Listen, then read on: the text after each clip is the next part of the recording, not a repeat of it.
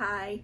I'm very sleepy right now and I'm making this video in the hopes that it will wake me up. And also I realized if I waited to not be sleepy today, then I would never do this video. So I just basically feel right now like one of those kittens that is actively falling asleep and is fighting it super hard. That's the vibe right now. So maybe we're not gonna get as good of, I'm sorry, see? We're not gonna get as good of reviews, and I'm sorry about that, but I'm sure I'll be talking about many of these books again soon and throughout the rest of the year because I had a great read. Well, I didn't post a video last week because the stuff that was happening in the world, I had that video of me being tipsy and taking books off my TBR in the can ready to go in case of emergency. And there was an emergency, and that emergency was I didn't read a damn thing all last weekend, and all I did was watch Law & Order SVU. I watched 2 entire seasons. And I don't remember what else I did. I'm sure I did other things as well. But yeah, the problem is that could have not happened at a worse time because I'm trying to read these dang 30 books, and it's not happening. As of today, I have read 22. So I have 8 more books to finish. Now I am in the middle of like 7 books, so I could potentially still do it, but I'm honestly worried I won't make it this year, guys. And you know what? That's okay. If I don't make it, I'm just giving myself permission to not care because stuff happened. You know, I had surgery almost a month ago now, and I spent the first 2 weeks of the month being brain dead and not wanting to read anything, and everything I was reading wasn't good. And then like this last 2 weeks though has been awesome, but I haven't been necessarily reading fast. Anyway, let's get to talking about the book. So first up, let's just go through the 11 books that I finished since I last talked to you about this challenge. I did finish Out on a Limb. Now I talked about this quite a bit in my last video, so I'm not going to revisit it now. A, because I'm tired, and B, because I'm trying to save time here. This was a romance about 2 people with limb differences and how they have a one-night stand at a Halloween party where they're both dressed as pirates, which is hilarious because they both did it because they have limb differences. And then they accidentally get pregnant and then like maturely work their way through that situation. And it was very sweet, and I ended up giving it 4.5 stars. So it wasn't perfect for me, but it was very good, and I'm definitely gonna be reading more of this author's books. So 4.5 stars for Out on a Limb by Hannah Bonham Young. I think the next book I'm going to read by her is Next of Kin.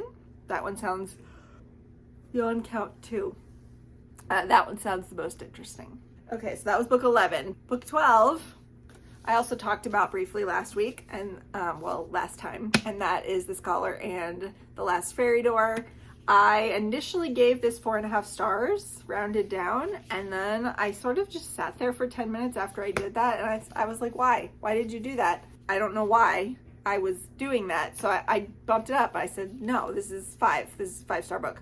Well, I can't remember if I gave it 4.5 or 5. I think I gave it 4.5, and then I rounded it up to 5. So it's not a true 5, but that's fine. So 4.5 stars, correct the record, dummy. But yeah, this was really good. Continue to love H.G. Perry. This is set in the 1920s, and I can't remember if it goes into the 30s or not. Post World War I, and it is very much like that's very much a part of this. So if you like books that explore the way that war changed everything for Western society, this is another entrant into that. And it also has magic, and it's about a magic school and about a girl who goes to magic school and has to confront a bunch of things. And it's sort of like if Babel, Blood Over Brighthaven, and Emily Wilde's Encyclopedia of Fairies had a baby. Do with that description what you will, but this was a 4.5 star book. Next up was a very fun murder mystery. I'm having a lot of luck right now with murder mysteries, which apparently I'm just wanting them, so maybe that's part of it. But I read book number 4, finally, in the Hawthorne and Horowitz series. By Anthony, I think it's Anthony. That's what they kept saying in the book because I listened to the audiobook for the first time. But that's how British people say Anthony, I think. Anthony Horowitz, whatever. I'm going to say it the American way. I don't know why. But this was really fun. This is actually my favorite of these books so far, and that is because the stakes were very personal. So this is a very silly murder mystery series set in the contemporary world where Anthony Horowitz, the author, is the main character. So he writes them as like memoirs. Like, that's the joke. You're supposed to go in believing him that these are true encounters of an actual real life detective who approached him and said, hey, follow me on cases and then write a book about me. I'm really smart and good at my job. And this guy is such a pill, which is funny because detectives always got to have a thing. They've always got to be, you know, different than the normal person. Their brains work different, at least in the literary canon. But yeah, it's fun to try to spot the real details of Anthony Horowitz's life that he puts in and what is not real. Obviously, he wasn't really suspected of murder and arrested because of a play he wrote and a reviewer dying, which is what the plot of this book is. But that play, the play that's in this book, is an actual play that he wrote, but it was on the stage like over 15 years ago. I looked it up on Wikipedia and I can't remember. The meta mystery aspect of this one was particularly fun because he was the main suspect. The author of the book was the main suspect of the book, even though obviously it's fiction, but it's like the conceit is that it's not fiction. So anyway, it was fun. I gave it 4 stars. Actually, did I give it 4.5? I think I gave it 4. Oh my God. This is how tired I am. I said I read This Is Not a Game, and then I proceeded to tell you about a different murder mystery that I read called The Twist of a Knife. God. Why? Okay, so we're gonna swap those two. So The Twist of a Knife, not This Is Not a Game, was... you didn't believe me that I was tired, by the way. You didn't believe me, and I feel like now you might believe me. I gave it 4. Okay. I think I was thinking about giving it 4.5, and then I don't remember, and I'm not going to try to remember right now, so whatever. It was a good fun time, and I actually have the 5th book out now, which was just published like a month ago. I have it from the library, so I'm hopefully going to listen to that in July, maybe during Summerween, I don't know. Anyway, that was, now it's all messed up. So I think I'm going to go in order though, and then when I get to that book again, I'll just swap them, because otherwise I'll get confused about like what book number we're on. So that was book 13. So book 14, there is absolutely no way this is not making it in my top 10 unless I have a miraculous second half of the year. This book is going in my top 10, and just for some context, I have really liked, if not loved, the last 4 books from this author when she really broke out and became a bestseller, because she'd written like 4 or 5 books before she broke out with Evelyn Hugo. And now her latest book, Atmosphere, is my favorite book that she's written by quite a large margin, even though I gave Carrie Soto 5 stars. The other ones I gave like 4.5, 4. This one just really hit me. Not only because it's just really well done and it's like a suspense story and a love story, and not just like romantic love either, although that is part of it. And it's a queer awakening, and it's historical fiction set in the 80s, and the main characters are astronauts and there's a disaster in space, and talk about music. And I'm gonna link this down below. I made a playlist for this book because I picked this for my book club in August so I could make everyone read it and talk about it with me. And I'm glad it went really well for me, but now I'm gonna be like personally offended if somebody doesn't like it. I will drop the playlist down below if you want to go ahead and listen to it.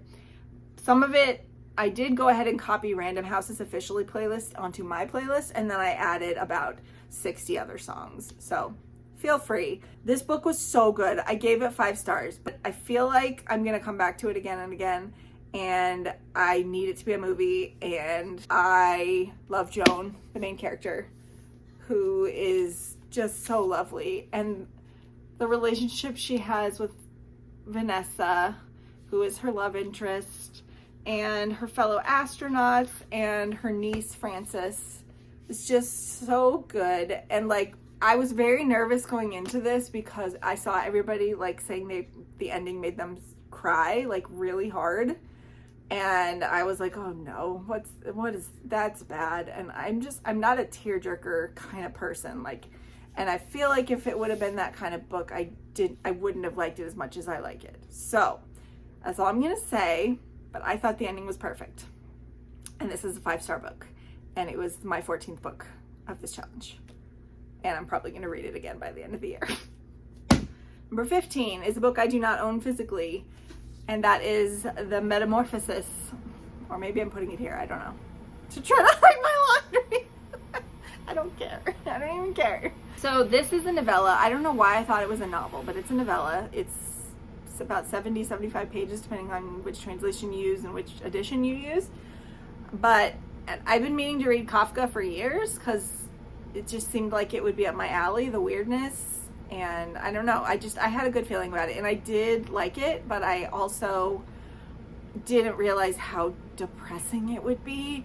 So just know that it's really depressing when you go into it. For those of you who don't know, this is a pretty classic piece of writing at this point from, well, he was Bohemian. Bohemia doesn't exist anymore. So now we would say he was Czech. He was in Prague, like that's where he lived, was Prague. And he wrote in German, so this is translated from German, and I'm not sure which edition that I used. I looked it up for my spreadsheet and then I forgot. But I did read the audio version by Ralph Kosham, and I really enjoyed it. I miss Ralph Kosham. He is the narrator of all of the Inspector Gamache books by Louise Penny until he passed away. And I have not listened to a Gamache book since. I've been reading them physically, and then I stalled out. I think I have 3 now.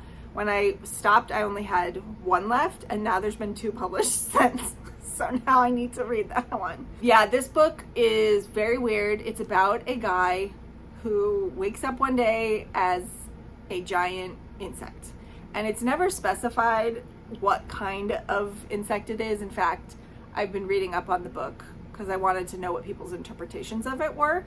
And Kafka specifically asked his publisher not to put a cockroach or any type of specific bug on the cover, as many covers since have done, including the cover of the version that I read.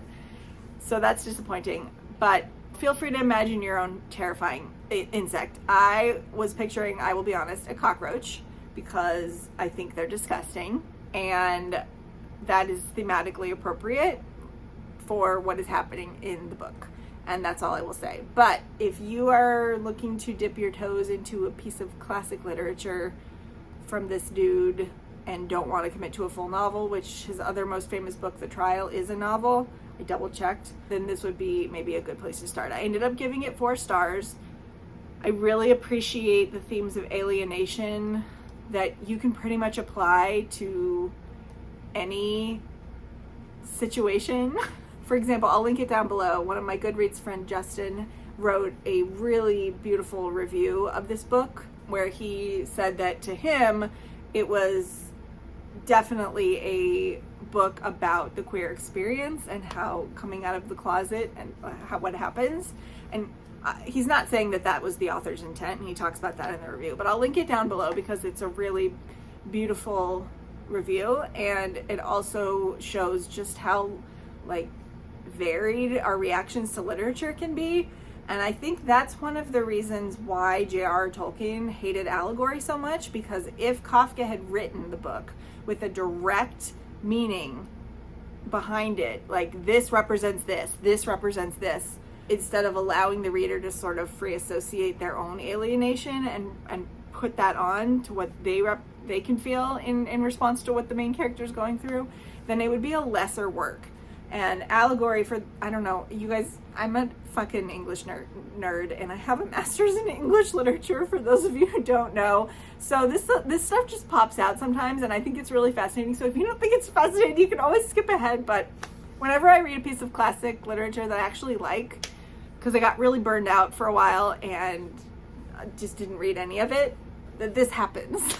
But allegory is when there is a direct correlation between a symbol or an image or something in a book being used to represent directly something else by the will of the author. And metaphor is when, which I think this is a metaphor, this man turning into a cockroach, you can apply multiple meanings to it and it works still. And I think that is superior. So Tolkien knew his business. Anyway, I gave this 4 stars. I didn't think I was going to be talking this much. Okay, next up is another murder mystery. Again, I told you I went a little wild on these. This is book 16, and that is 5 Little Pigs by Agatha Christie. This started out so well, I thought I might give it 5 stars, but then it did sort of end up feeling a little bit repetitive. But basically the idea behind this is one of the few times when Hercule Poirot, I always feel weird when I say his name, he solves a mystery that happened in the past. So the people involved, like the supposed murderer and the murder victim, it's been 16 years, and he's hired by the murderer's daughter, to prove that she was innocent, actually. So he has to recreate the circumstances of the crime, and there are basically 5 main people that he has to talk to, because they were all at this villa when the murder occurred, and they were basically the only ones that could be involved or knew what was happening. And he just has the nursery rhyme of the 5 little pigs running through his head the whole time, and it's cute that each person, one is the little pig who, wait, what's the rhyme again? The one that ends with, and the last little pig went wee wee wee all the way home. So they're named after, the chapters are named after that. But basically what I've been saying on Goodreads while I was reading this is that Agatha Christie did Rashomon before Rashomon existed. And Rashomon is a film by Akira Kurosawa. If you haven't seen it, it's classic, that a lot of television shows, especially science fiction, have since riffed on, where you get the same story depending on how many characters there are from their point of view, and you see the differences. And that's what this is. So we get the same story 5 different times, then at the end, Poirot gathers them all together and does his Poirot thing. And it was very fun to listen to. And I did end up giving it, I thought it was going to be like a top 5-er for me at the beginning, because I was enjoying the format so much. But it just went on a little bit too long. I think I gave this one 4 stars too, or was it 4.5? It was a 4. I gave it 4. Moving on. Book 17, I almost DNF'd, but I ended up pushing through and sort of speed reading the rest, and that is NIGHTBITCH by Rachel Yoder. This is a book that I bought, first of all, I like the title, and second of all, because I opened up the cover in Barnes & Noble and read the first sentence, which I will read to you now, and it convinced me that I would like the book. When she had referred to herself as NIGHTBITCH, she meant it as a good-natured, self-deprecating joke, because that's the sort of lady she was, a good sport, able to poke fun at herself. Definitely not uptight, not wound really tight, not so freakishly tight that she couldn't see the humor in a lighthearted, not meant as an insult situation, but in the days following this new naming, she found the patch of coarse black hair sprouting from the base of her neck and was like, what the fuck? I still think that opening paragraph is genius. But unfortunately, what happened throughout the rest of the book is that it became very clear that not only was this about motherhood in a way that I just cannot relate to, because I'm not a mother and I don't really want to be a mother, but also, like, it just got really weird in a way I didn't relate to. Like, you know, sometimes people write their feelings and then those feelings resonate with people who also have those feelings, and I just don't have those feelings inside of me, the frustration and the rage about this topic anyway, to relate to. So I couldn't, and I just ended up feeling like, sort of like, well, this is amusing, I like the writing style, but what it's talking about is so totally uninteresting to me. And I also was getting frustrated because the main character, who never gets named, we just call her NIGHTBITCH the whole time, she lets her husband walk all over her, and that, I know that's part of the point of the book, but it just bothered me, because there's a reason I don't have a partner, and that's because I don't want anyone to impinge upon anything that is happening in my life, you know, and the asexuality and stuff. But I just couldn't relate, and it was kind of a chore. So I got through like the first half, I would say, ish, reading it straight, and then I sped read the rest. So I'm really glad that I know how to do that, because it's very handy. You get the gist and you find out what happens without having to actually subject yourself to hours of a book that just isn't working for you. So I gave this 3 stars just because I recognize that it's really well done, but it is not for me. So NIGHTBITCH, I will be unhauling this, which is sad because I do enjoy this cover and how blatant the title is. Now, 18 was The Twist of a Knife, so now we'll talk about, this is not a game, okay? So this book was really fun. It is about it is a cozy. I would say it's like just on the line of not being a cozy. It reads like a whodunit. Like, this trend of publishers and marketing departments marketing things as a cozy mystery just tells me that they know the word cozy is a buzzword right now and that people will be more likely to buy it if it's in the description.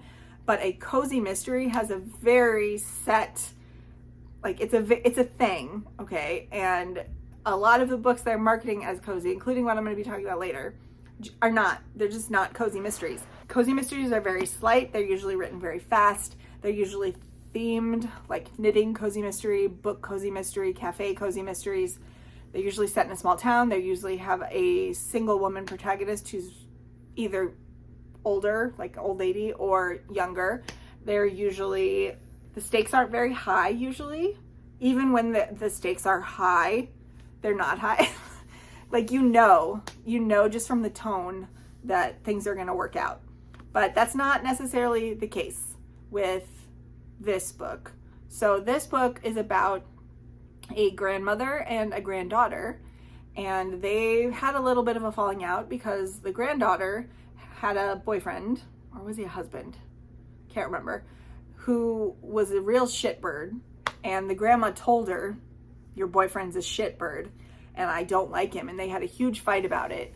And she should have listened to her grandma, because what ended up happening is that she created this video game that's very popular that I very much want to play. I wish it existed. What's it called? Murderscape, maybe something like that. And it's a video game where you get to solve murders, and it sounds really fun, and it was very popular, smash success. But because she let the boyfriend walk all over her, she has no documentation that the video game concepts and most of the hard work were hers. And so when he broke up with her, I think it might have been a divorce, I can't remember, he basically took the company and the video game rights and everything. So that's where she's at the beginning of the book. And then grandma gets a blackmail letter saying, come to this party and bid on this painting for a ridiculous sum of money, or we will tell, a certain thing that she did that we find out later in the book. So anyway, she invites the granddaughter to come with her to say, hey, I can kill two birds with one stone. I can have my granddaughter here. I know she's smart. She can help me figure this out. And also we can mend our relationship. And she lives on this tiny little island. Is it Lake Michigan? I can't remember. It's on one of the Great Lakes. And it is a real place, I guess, where you're not allowed to drive a car. So that's where she lives. And of course it's a locked room mystery, meaning they're all stuck inside this house. The doors are literally, they're not locked, but there's a moat around the mansion, so they can't get out. And there's a huge blizzard, and there's murder, and then another murder. And it was really fun. I enjoyed it so much. I enjoyed the main characters, and I enjoyed the mystery solving aspect of it, and it was just really entertaining, and I enjoyed the audiobook. Although the audiobook narrator is British, and they made her do a Michigan accent, like a Midwestern accent, so some words are pronounced really funny. So just know that going in. But I did enjoy the audiobook narrator, so I'll probably continue the series if there is a second book by audio. Okay, and then that was 4 stars. I gave it 4 stars. Did I say that already? I can't remember. Okay, number 19 is another audiobook, and I ended up giving this one 4 stars, I believe. God, I can't remember shit. Yeah, 4 stars. I gave it 4 stars, called Trainwreck by, well, all the covers that I could find in the publication credit go to Sadie Doyle, but they have since transitioned and are now going by Jude S. Ellison Doyle, or is it Jude Ellison S. Doyle? I can't remember. Anyway, he's transitioned and now he uses he, him pronouns, and all the books after this one were credited to Jude S. Ellison Doyle. Just thought everyone should know. But this book, Trainwreck, is about the train wrecks of women throughout history that have been sort of used by the establishment, whoever the establishment, it's like a whole thing, to maintain the status quo and keep women down. The thesis is that many of these women, if not all of them, who were train wrecks in the public eye in various ways, from like Mary Wollstonecraft to Charlotte Bronte and all the way through Britney Spears, were like ahead of their time, which I think that might be a little bit of a stretch, which is why I didn't end up giving the book the full 5 stars. But it was really entertaining and really interesting to read. Well, I listened to the audiobook, which was really good. Listen to the stories of these women and the way that their lives were played out across the public, like in view of the public, and all that entails. And it was just really interesting. So yeah, I ended up giving it 4 stars, and I am going to be reading more books from this author, including DILF, which stands for Did I Leave Feminism? I think it's a book about coming to terms with being a feminist writer who used to identify as a woman but is now trans. Can you still be a feminist if you stop being a woman, basically? I mean, at least publicly, because I'm assuming that he knew earlier that he was trans. Actually, one of the things after I realized that he was trans, and while I was listening, there's this one section, and I can't remember who they were talking about at that point, but they were reflecting on being a bad woman, as in not an ideal woman. And one of the characteristics that he listed, I was like, oh honey, that's not you being a bad woman, that's you being trans and gender dysphoric, and you didn't even know it. So that was kind of interesting, but the rest of it all fit with, you know, his thesis. But anyway, it was a good time. I recommend it. Okay, then I read Stephen King's latest book, Never Flinch, and this is a crime novel. This is the fourth book with Holly Gibney in it that she's the main character in, although I don't know if we'd actually call her the main character in this one because there's so many points of view, but she still looms large, so I guess, yes, we're going to call her the main character.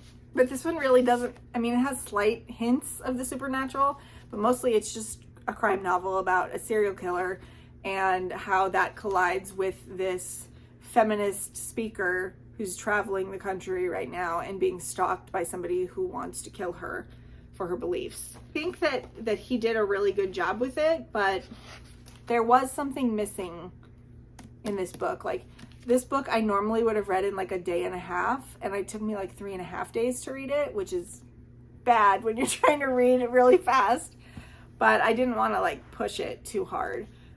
And then I got to the acknowledgments, and it said that he had a really hard time writing it because he had a hip replacement surgery, and I guess he was either injured or really giving him trouble. So he was ill, he was injured, and then he had surgery, and then he had to recover from the surgery, all during the prime writing time of this book. And you can tell that it affected his writing. You can tell. I mean, there's nothing specific that I can point to. It was just a general feeling. But even like a subpar Stephen King it's still a good time. So I liked it, and I will continue reading all of his books. But yeah, I only gave this 4 stars.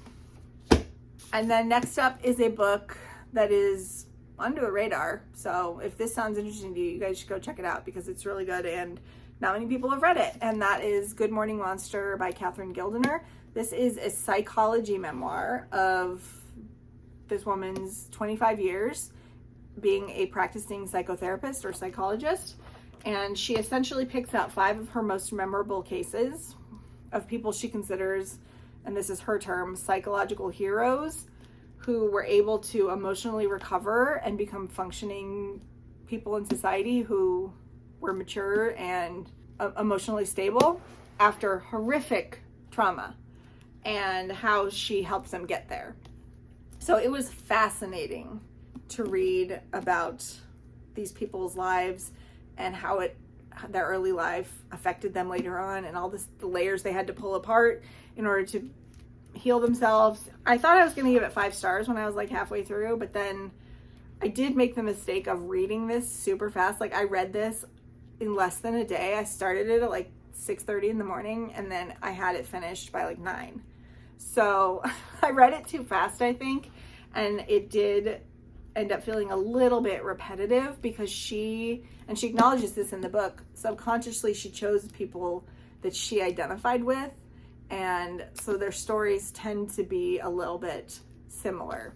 And I would have maybe appreciated reading a little bit more of a varied clientele, like swap out one of them for something else. But at the same time, I enjoyed all the stories, and I don't know if there's anyone that I would want to get rid of. So I don't know. It was just a feeling that I just like, this isn't a 5 for me. This is a 4.5. The reason I put this on my TBR is because when I read Lori Gottlieb's Maybe You Should Talk to Somebody or Someone couple years ago, 3 or 4 years ago, I don't know. And I was in this house, so it had to be 2020 or later. Obviously, it was published in 2020. What am I saying? Blah, blah. I think I found this book because somebody was complaining about that book in a review on Goodreads, and they mentioned this book. I think they're similar. They're both psychology memoirs where they go in-depth case studies with different patients. So they're similar in that respect, but that was a true memoir, and it also had a lot to do with the author's therapy, because the subtitle of that book is Her Therapist, My Therapist, whatever, something like that. And part of the premise is that we are let in on her therapy sessions with her therapist, because therapists have to take care of themselves before they can take care of their patients. Anyway, this book is solely about these 5 people. So they are slightly different, and that book had less of a clinical aspect to it. It didn't go in as in-depth into these people's stories. Like, each of these played out like a narrative. Anyway, it was really fascinating. I highly recommend it. I don't know if the audiobook's any good because this is all my library had, but I enjoyed it very much and highly recommend. 4.5 stars. The last book that I finished, book 22, is Murder at Gull's Nest by Jess Kidd. So I had previously read, I had previously read a book by Jess Kidd and gave it 2 stars and decided I probably wasn't going to read from this author again. Her books previously have been like speculative literary fiction or historical fiction leanings, like some combo of all 3 of those things. And I just didn't like it. I don't know. I can't explain it. I read the one about the pirate ship or the ship. I don't remember. The night ship. I just didn't like it. I don't know why. So when I saw she had released a cozy mystery, I was like, well, I love that genre, and let's see what this author can do with that, and then I'll reevaluate. Well, turns out it's not a cozy mystery. 1000% this book is not a cozy mystery. So I don't think any of my viewers are cozy mystery people. Like, I don't know, I know a couple of cozy mystery people, like all they read is cozies when they read mysteries. And if some of the subjects that were talked about in this book, including an on-page assault scene, it's not cozy. They would lose their minds. They're gonna be righteous. I just know some of them they're gonna come out of the woodworks like, how dare you? They want low stakes, low stress. This was medium stakes, mostly medium stress, and then like several points were high stress, high emotion, because this book also is set post World War, but this is World War II. So several of the characters were in the war, they were injured or were dealing with PTSD. Then we've got like characters dealing with society in a way that cozy mysteries don't usually do that.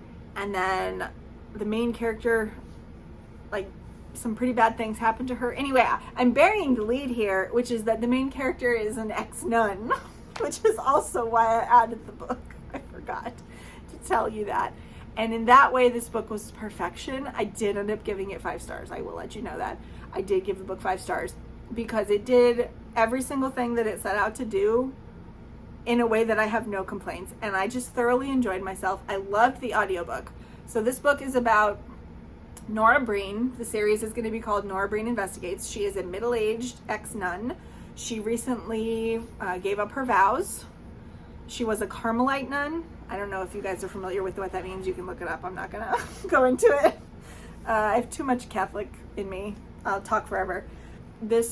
Her friend, who she sort of considered a surrogate daughter for reasons you learn about, Frida, also left the order and decided that she wanted to live a secular life.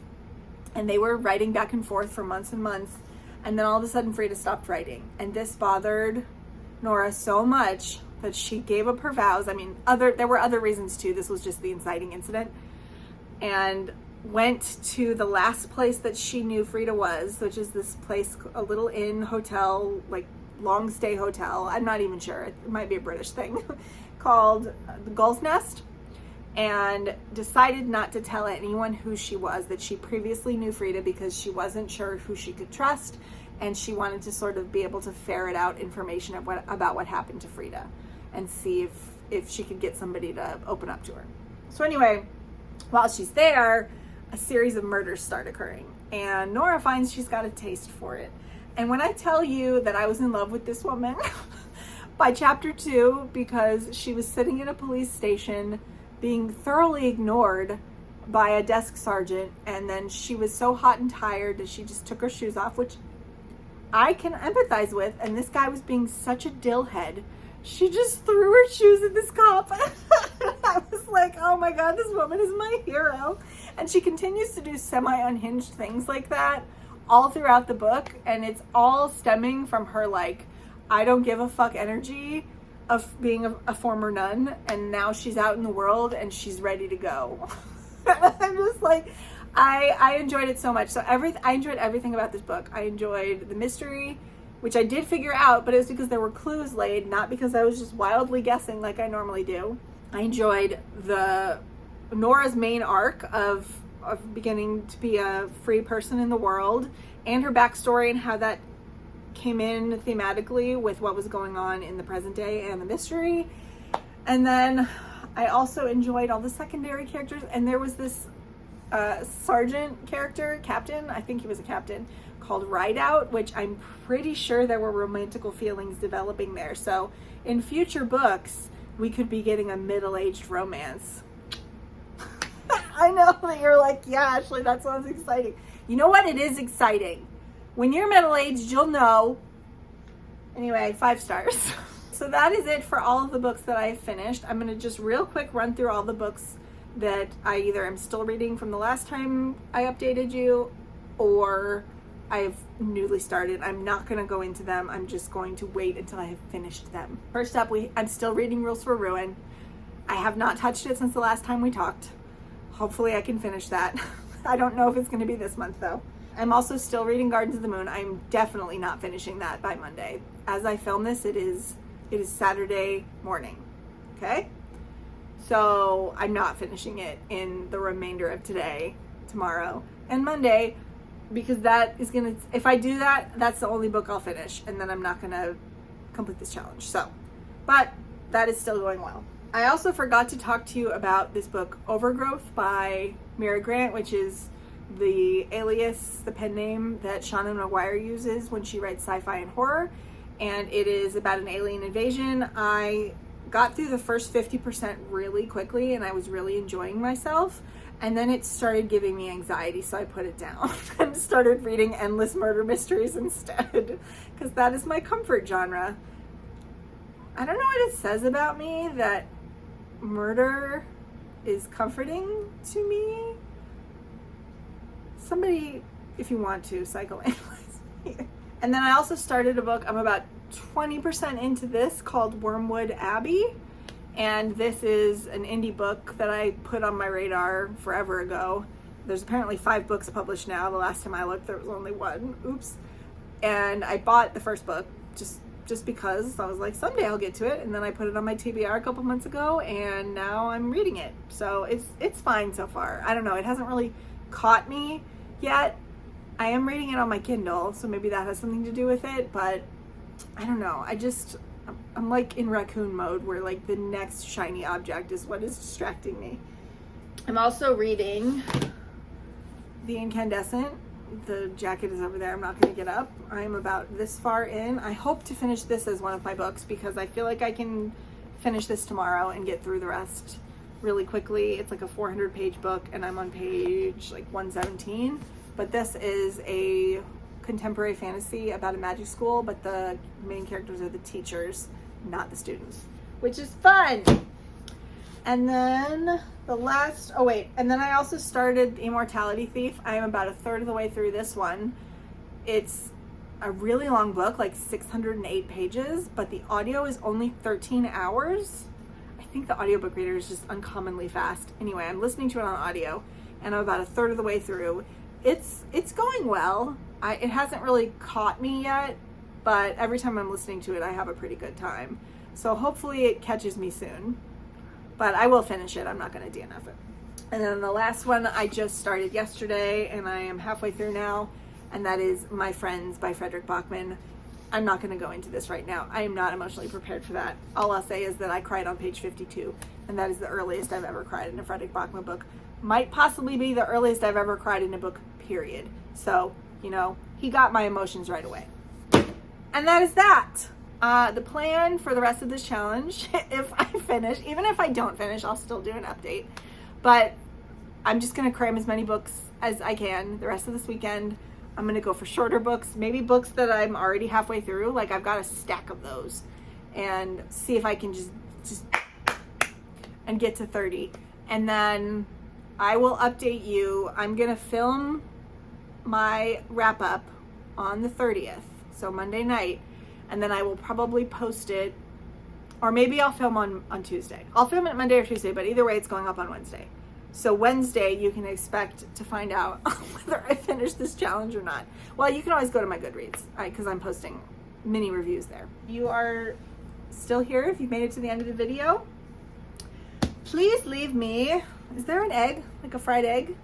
I don't know why there's an egg on here, actually, come to think of it. I know what Good Morning Monster means. The very last story, the very last person, Madeline, that the author talks about, her mother greeted her every morning by saying Good Morning Monster. Anyway, and she didn't mean it affectionately. So yeah, leave me an egg, and if you don't have anything else to say. And then if you like the video, please don't forget to give me a like and subscribe if you want to. It's the best way to help me out. And that is it. I am going to go cook some stir fry because I'm starving. And tomorrow, headed to IKEA for IKEA Book Club. I'll report about that experience also, just for the heck of it, on Wednesday.